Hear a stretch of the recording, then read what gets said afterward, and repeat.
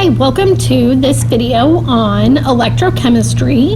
In this video, we're just going to talk about the introduction to electrochemistry, which is the application of redox reactions, in which we use our redox reactions to create or sometimes use the energy or voltage energy, electrical energy. So chemical reactions are super helpful, especially redox reactions that involve transfers of electrons to create actual current flow through a wire, and then that generates voltage that can be used for as free energy to do work. So electrochemistry is just the study of those chemical changes, that chemical transformation of a reaction into electrical energy. So we use the term voltaic cell and galvanic cell kind of interchangeably. So when we look at these terms right here, really important, those are kind of the same exact thing. There are different types of electrochemical cells, but a voltaic or a galvanic cell is actually referring to a battery, right? Which these are actually considered thermodynamically, I know this is kind of crazy, let me move this over. Thermodynamically favorable. I know that looks terrible. I'm sorry about my handwriting. So when something is thermodynamically favorable, it means that the reaction usability, right, is actually going to produce energy that can then be used or generate a delta G that is negative, or overall free energy that is then flowing out of our system to be able to do work. So that's what it means by it generates useful electrical energy. So voltaic and galvanic cells basically mean a battery. Electrolytic cells also occur and are also a type of electrochemical cell. Those require energy. So think of this kind of like a rechargeable battery. So our battery itself is powering our phone, but we then take it at the end of the night or when it has gone down in overall like voltage, we then plug it in and we force the energy back into it, right? So it requires energy instead. So this is not going to be thermodynamically favorable, so it would be like a positive delta G. It requires energy, right? It doesn't do work for us. So a couple of important things to remember, right? And you should have reviewed prior to starting this video is your redox stuff. So make sure you review your redox reactions. Understanding oxidation is losing electrons, reduction is gaining. So we're going to be using that information quite a bit. All right, so here is a little quick overview of the two types of electrochemical cells.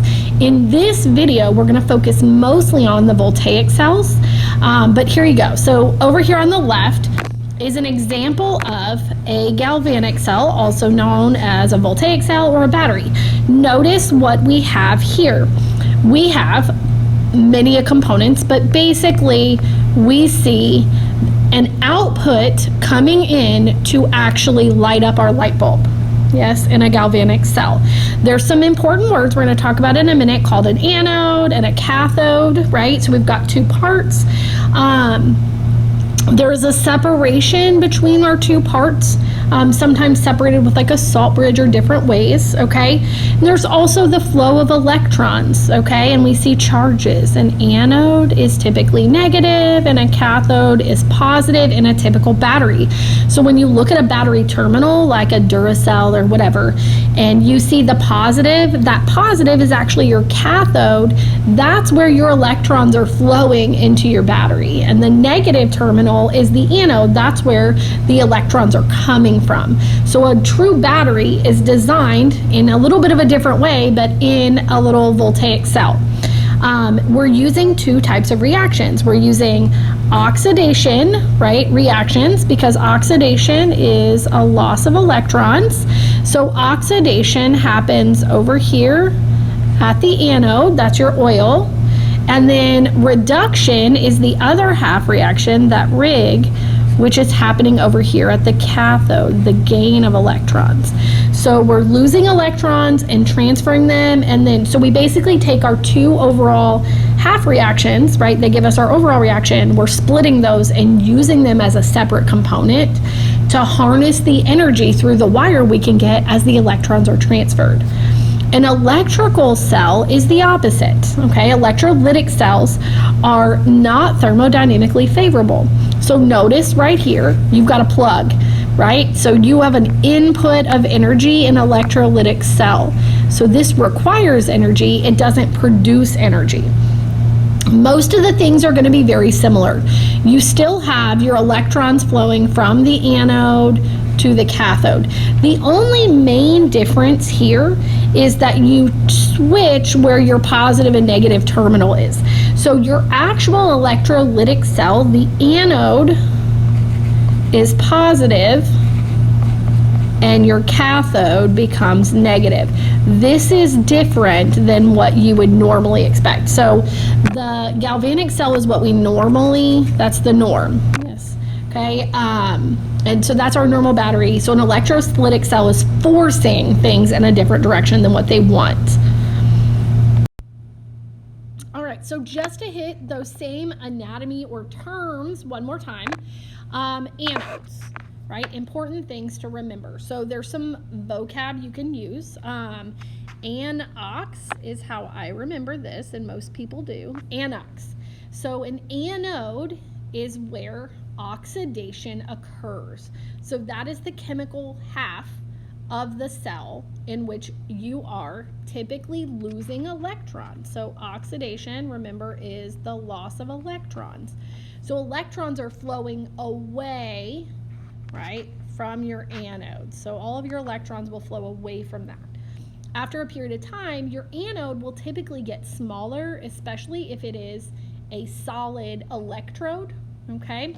The cathode is the opposite. That is where reduction occurs. So it's anox, and then I remember it as red cat, because the cathode is where reduction is occurring, which is rig. Okay. So the reduction, that is the gain of the electrons. So the electrons are actually flowing right through the wire to the cathode. So your anode and your cathode in this picture that are right here down here below are typically the little solid pieces. So this is our, oops, that was funky. This right here is our anode. Yes, that's the solid zinc electrode where the electrons are flowing from. And then the little solid piece of metal right here is the copper electrode. You can also use electrodes that are not solid metals. Inert electrodes a lot of times are if like the reaction, if you're using a redox reaction and there's a gas, right? Or it's ions. There's basically, an inert electrode is used when there is not a solid. It's not solid metals usually, okay? Inert means that they're technically something that is present, but they don't actually play a role, right? So those are going to end up being written like above your chemical reaction arrow, but they're important for the reaction to happen. A lot of times we will see things like platinum or graphite used, but sometimes I've seen even hydrogen electrodes where it's hydrogen gas. So they use different things depending on what it is. And then we also have a salt bridge. The salt bridge is this little piece right here. The salt bridge is basically used, it connects the two half reactions, okay? And the key is it maintains electrical neutrality. Basically, it is a salt, right? Whatever salt, something very, very soluble. And as we consume, right, we replenish. So the anode, right, the anions from your salt bridge go towards the anode to replace the negative ions, okay?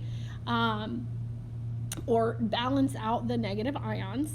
And the positive cations travel towards your cathode to, again, replenish your positive charges, okay? I'll talk about it a little bit more in detail in just a second. Other important things to recognize is the electron flow, right? Always flowing through the wire, never through the salt bridge, from anode to cathode, so fat cat.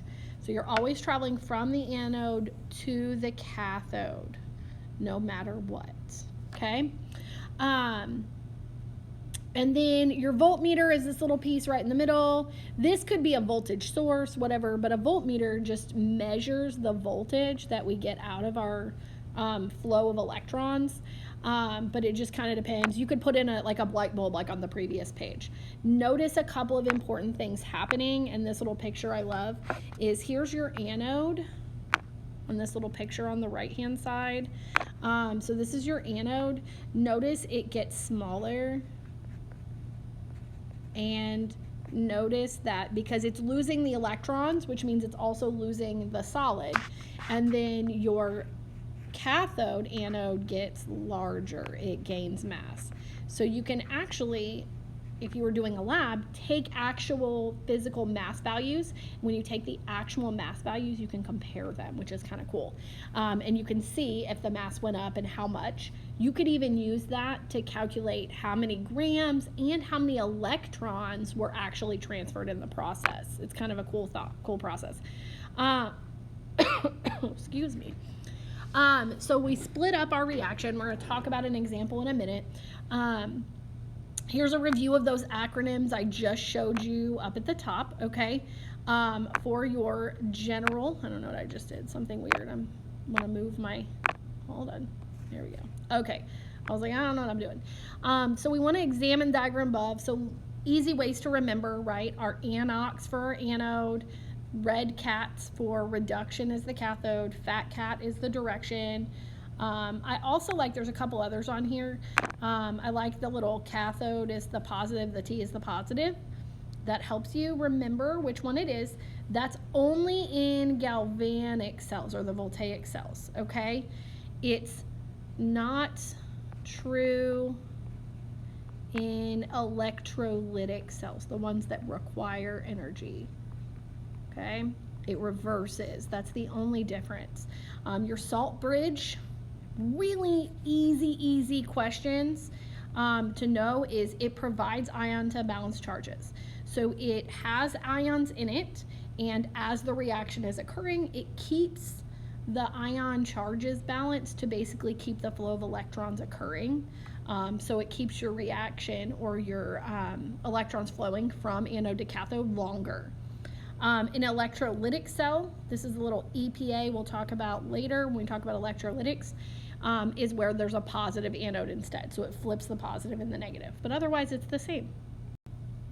Okay, so here is a quick overall example, review of a redox reaction. So if you would like to take a quick moment and pause me and try this on your own, coming up with your reduction. Don't worry about this oxidizing agent and reducing agent. The AP exam doesn't ask you to identify those things anymore. So all I want you to do here is come up with your reduction half reaction, your oxidation half reaction, and then write the overall reaction. So take a moment, pause me, work it, and then I'll show you what the answer should be. Notice it is in an acidic solution, so there should be some hydrogens present.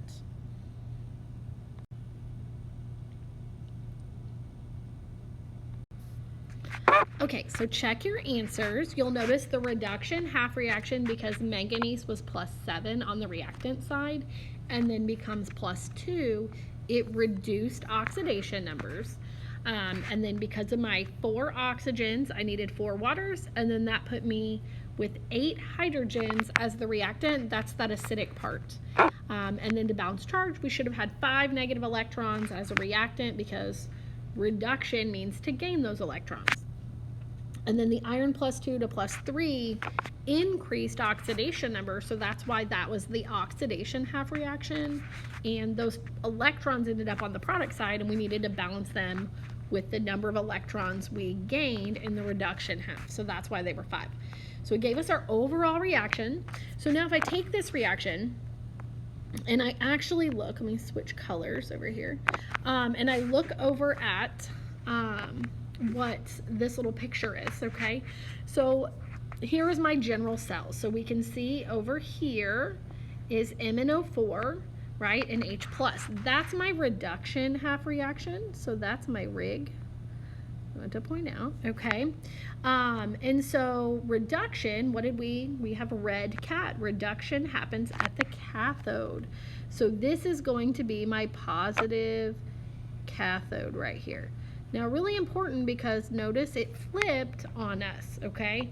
So this is where I'm gaining electrons, and then the iron +2 solution down here, right, becomes my anode. So this is my anode, this metal piece right here. The iron +2, that's probably one of those inert electrodes because those ions in this case we're using inert electrodes like platinum or something. But that is where oxidation, remember, anox, so the anode is where oxidation happens. So in this scenario, my 5 electrons are being transferred through the wire. They always flow from, so it's fat cat. Pretend that was a, why does it look like eat? Hold on. So here is that. Okay, they always flow from anode to cathode. So in this case, my electrons, and it's 5 electrons, are flowing this direction towards the cathode. So keep in mind, you don't always draw it going left to right. So this is a perfect example of that. I also love that this is an example where there are no actual solid electrodes. So they're using like platinum or one of those inert electrodes that doesn't play a role in the reaction, but they allow the transfer of electrons, because really all of the stuff that's happening is happening inside in that solution that's right there. So really important to kind of see that example. This is also, would also need a salt bridge. So if you were going to put a salt bridge in there, your salt bridge would go from this one over to this one, and you would just pick a very soluble salt. Potassium nitrate is used a whole lot, and so that goes in here. So then your potassium ions, right, go towards, so we'll go over here, and your nitrate ions or negative ions will go over here to just balance the charge changes that are occurring. So in here it says, if we place the MnO4 and Fe+2 in the same container, the electrons are going to be transferred directly, right? And then we can't get work. So that's why they're using the half cells in here. Really important to recognize that we separate these. So the electrons, we want them to be able to be separated so that we can get that energy. So we can harness the energy if we separate the oxidizing and reducing half reactions. So that allows the electrons to transfer through the wire, and that's where we get that voltage that we're looking for. So it says, why not? As soon as electrons flow, a separation of charge, it says as soon as electrons flow, a separation of charge occurs when it in turn stops the flow of electrons. So what we can do is we can add that salt bridge in there, and that was what we were talking about, okay? The salt bridge's job is so that we can get it to go from point A to point B. So this is just reviewing kind of different kinds of salt bridges that you could see. So the salt bridge is to balance the charge using electrolytes, things that are very soluble. And it connects the two compartments, and ions flow from it. Be very careful, not electrons. So electrons do not flow in your salt bridge ever. They have to go through the wire, okay? And it keeps each cell neutral. And so that allows the flow of the electrons to continue to go from anode to cathode, or that negative terminal to the positive terminal where it likes. Sometimes, so this is your typical normal setup, but don't be freaked out when some of them use this porous disc. Whatever, it's still considered technically like a salt bridge. But it basically, it doesn't require the actual salt. So what it does is, if you said, let's say this was my anode, right, and this is my cathode, the way that this works is, as in my cathode, as we use the positive, right, ions, right, it basically, this will send positive ions from over here. And so it basically transfers ions that we make through the porous disc and keeps that the ions flowing, and keeps that neutrality using the two solutions themselves, but still keeping them separate so that the electrons can flow through the wire. All right, so a couple other important things to kind of know, and vocabulary. So we have to have a general understanding of what the salt bridge and stuff looks like, but we also need to have an understanding of the cell potential. And that is the actual purpose of creating these electrochemical cells, which is to get voltage from them. So there are ways that we as scientists can find how much volts or how much energy is coming from that reaction. Let me click on here. Okay. So cell potential. Oh, I just totally clicked on that off. Okay, so cell potential is just the measure of the pull of the electron. So as it's traveling from the anode to the cathode. So this is literally all the same thing. EMF, E-cell. I tend to use E-cell more often, but you can see any of these. That is literally voltage. That's what it is. That's the formula unit. So a volt, and this is on your formula chart when we use volts, is actually joules per coulomb, I always spell it funny, of charge that is transferred. So each negative electron has a set coulomb force, or a charge. And so as we transfer electrons, we're transferring that charge from point A to point B. So 1 volt is really 1 joule per coulomb. And so that's what our actual voltage is. A voltmeter is what you set up to actually calculate those things. So we're going to do some calculations with that in just a bit. All right, so looking at standard reduction potentials. So now we can see an example that is set up, right? But we can also see it's giving us a voltage on the voltmeter that's connected. So what do we see here? So each half cell has a potential, and each potential is measured against a standard, which is typically a hydrogen electrode. So usually what they do is they create a setup like this. So this is how we know what the cell potential, or the reduction potential is really what we call it, of substances are. So we tend to use this as a reduction potential. And this is where we come up with these cell potentials of reduction. So we look to see, is the cell set up with the hydrogen electrode. So see how they're using little hydrogens, creating bubbles, whatever. So they're using hydrogen gas. So what they basically say is, this is my cell that I'm going to set as my standard, and we make it 0. Standard is like 0 volts, right? And so anytime you use a hydrogen electrode, you set that up as 0, and then you look to see the voltage, right, that's occurring. So as the electrons are transferring through the wire, this plus 0.76 volts is coming directly from whatever solution it is, right? So that 0.76 volts is actually the reduction potential, or sorry, the oxidation potential of that. So it says the hydrogen electrode is assigned the value of 0, like carbon back in the day, and we're looking at measurements relative. So this is where we came up with reduction potential tables, okay? So if you look on, I'm just going to skip over there really fast. If you look on the next page, I'm not even going to switch pages, but if you look on the next page of your notes, you'll see a list of reduction potentials. That's where that came from. They measured them against hydrogen to see what their actual potentials were. A couple other really important vocabulary terms I want you to know. Standard conditions, which we've talked about a few times. When we are doing any kind of reactions, could it be where it's thermo with delta G, or anything, right? With gases, we say standard pressure is 1 atm. For solutions, we use 1 molar.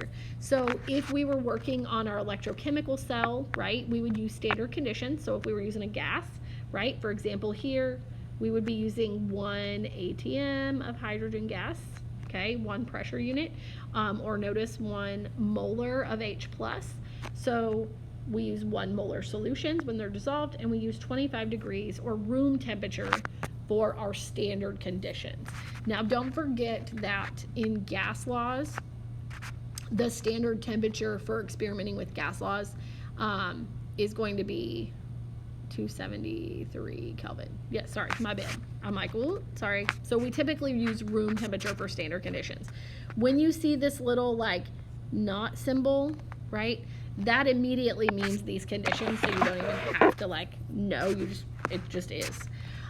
So this means that if you use this or this or this with the little not symbols, those are under standard conditions. If we do not see it, right, it's not standard conditions, or we assume it's not standard unless they tell us, okay? So what that might mean is not at room temperature, right? Because there are going to be variations in the voltage I can get if I use a higher concentration, or the voltage I could get if I performed it at a higher temperature versus a lower temperature. So we have to remember that those factors will change our value. So we use the standard stuff for all of our tables and data and stuff. Diagram shown at the right illustrates what really happens when the galvanic cell is constructed. And so this is showing one with zinc sulfate and copper 2 using the respective metals as the electrodes. So we've got zinc sulfate inside, okay? So that's really where they're using the zinc sulfate because we need zinc ions so that we can, so inside you've got Zn plus 2 ions, but it's really coming from the zinc sulfate, okay? And you've got copper sulfate over here, so you've also got copper plus 2 going on in here. Yes, okay. And so we set up the copper solid, zinc solid for the electrodes. We're getting a flow from anode to cathode. So if we look at what direction, that tells us it's anode to cathode. Notice here, my zinc metal, right, is losing electrons. So that zinc neutral becomes a zinc plus 2. And so what we see happening is that's why this little zinc right here, plus 2, plops into the water. And then you've got these 2 electrons, right, that flow through the wire. So what's really happening in this reaction, if we were really looking at it, like examining this a little closer, we're going to see that the Zn plus 2 ions are increasing inside my solution. And then slowly this is getting smaller and smaller of the solid because we're becoming an increase in those plus 2. So this plus 2 increase is the reason the salt bridge is needed. So my negative ions flow to balance out that increase in positive. And then if I look at my other side, right over here with the copper, I can quickly see that the electrons are adding. Well, what's happening reaction-wise? My copper plus 2 ions in the solution are going this way, right? And they're combining with 2 electrons and they're making copper solid, right? And so this is where we start making more copper solids and we make this bigger and bigger and bigger. So my copper plus 2 ions are actually going down. So my zincs plus 2 ions in the solution go up, my copper plus 2s are going down. So with my salt bridge, and in this case, it doesn't have one, but it kind of probably should. Boop, there's my salt bridge.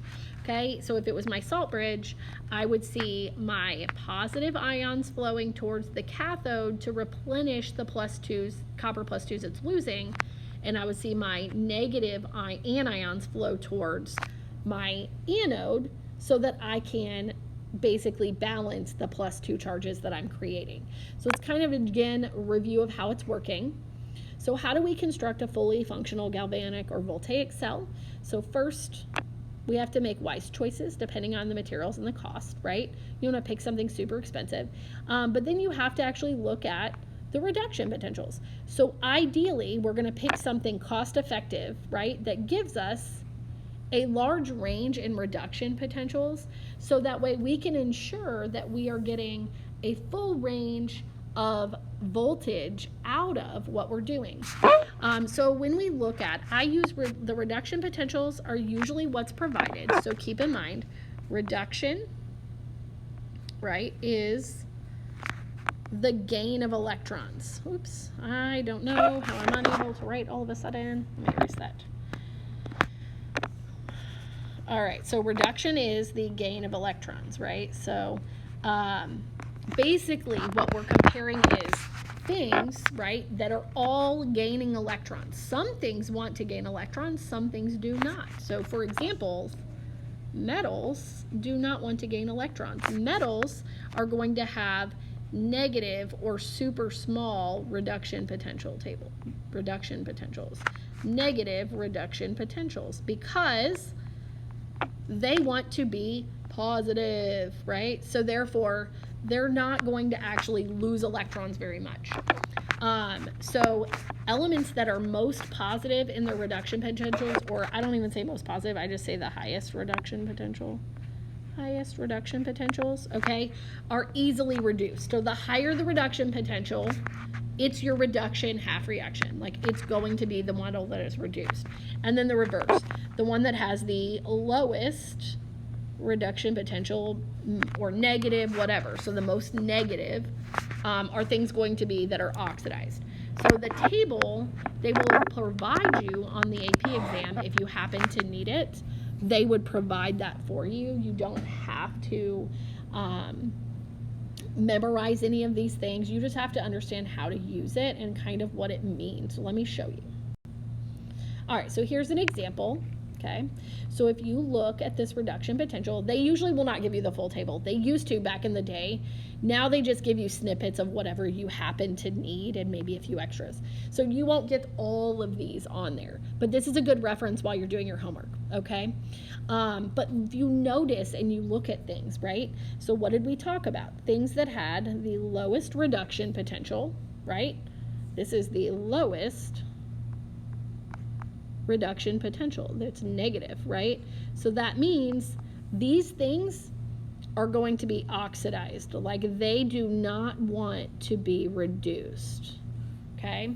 So if I was putting a reaction here and I wanted to use lithium, which would be scary to use, but whatever, I could use lithium, and then maybe I go up here and I use fluorine, because fluorine, right, has a super high reduction potential.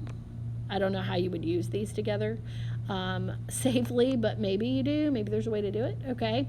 That means this would be reduced, right? So on this one, this kind of goes back to the things we learned in thermo, where you would, if you were going to use it as an oxidation potential, you just flip it and it flips the voltage or the sign.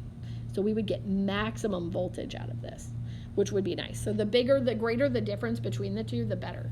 And you can easily see which one's reduced and which one's going to be oxidized based on which one has the highest reduction potential. So it's pretty quick and easy to figure that out. So we can use that to calculate the standard cell potential, or what we're getting when we mix and match.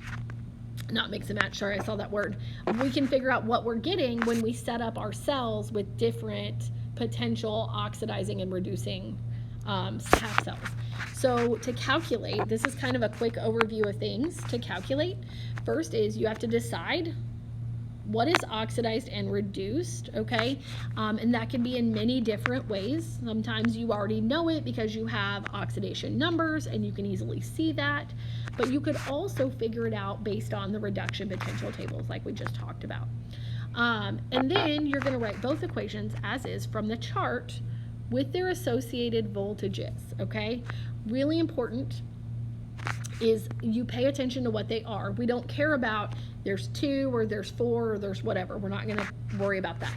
Then you're going to reverse the equation that's going to be oxidized. So we flip it, which then reverses its sign. So this is kind of that step that you have to remember. Oxidation is the reverse reaction, okay? So it's the reverse voltage. And then easiest thing is you balance your 2 half reactions, but this is different than thermo, okay? So in thermo, so I'm going to put different than thermo, okay? So in thermo, if you have double the amount of reactant, you get double the amount of energy and your enthalpy or whatever. In this scenario, it doesn't double your voltage to double. It just means that the reaction can go longer by increasing your molarity. So as a total amount of time, you're probably going to be able to produce a larger quantity of energy, but it doesn't change your voltage value. Don't forget that voltages are just joules, right, per coulomb of charge. So it's the energy you're getting per electron transferred. Then you're going to add those half reactions together, and the voltages as well. So when you add them, you add their voltages as long as the signs are correct. So essentially, this is what you're going through to find your overall voltage or cell potential that you're getting. So let me show you an example.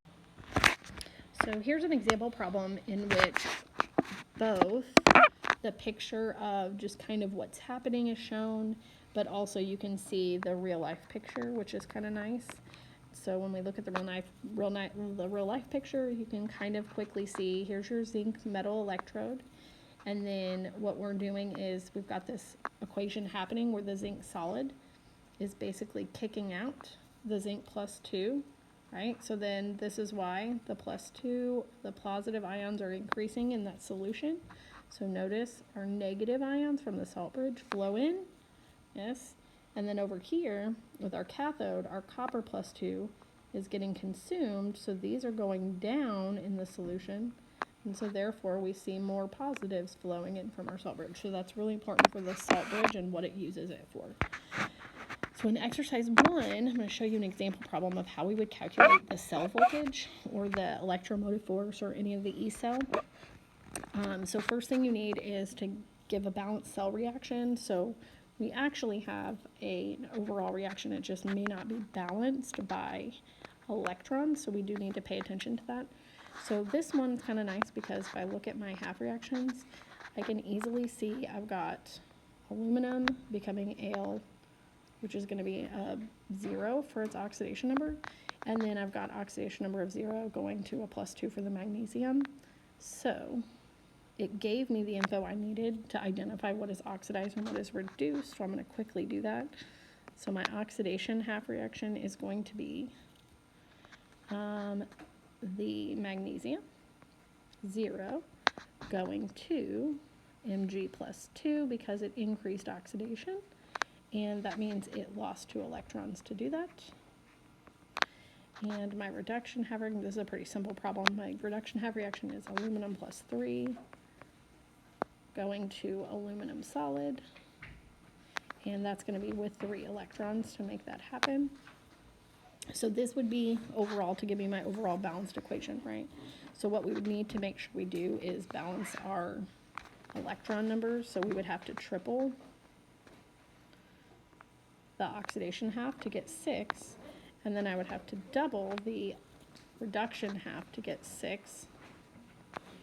So then my overall reaction would technically be 3 MgOs, Mgs plus 2, Al plus 3s is making 3 Mg plus 2s and 2 Als.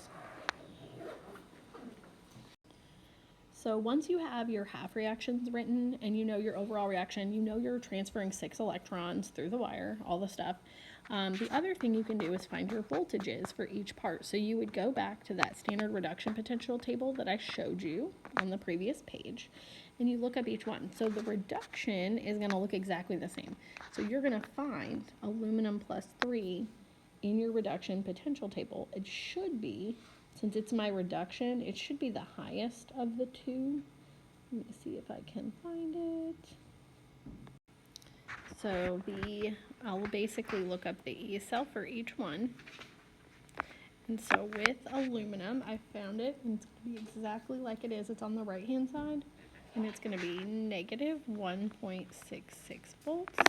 And then the big thing to remember for your oxidation half reaction is on my reduction potential table, it's going to be backwards. So the magnesium plus 2 is actually going to be on the left side, which then is going to be positive. It flips. So we're going to remember to flip the E cell. So flip what you get. So the sign is actually the opposite. So it is positive 2.37.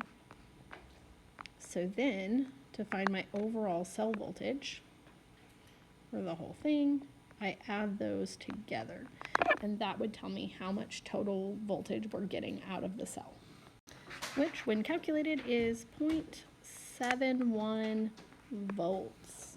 So it's a decent amount. So there's my cell potential that I'm getting from the setup of this reaction.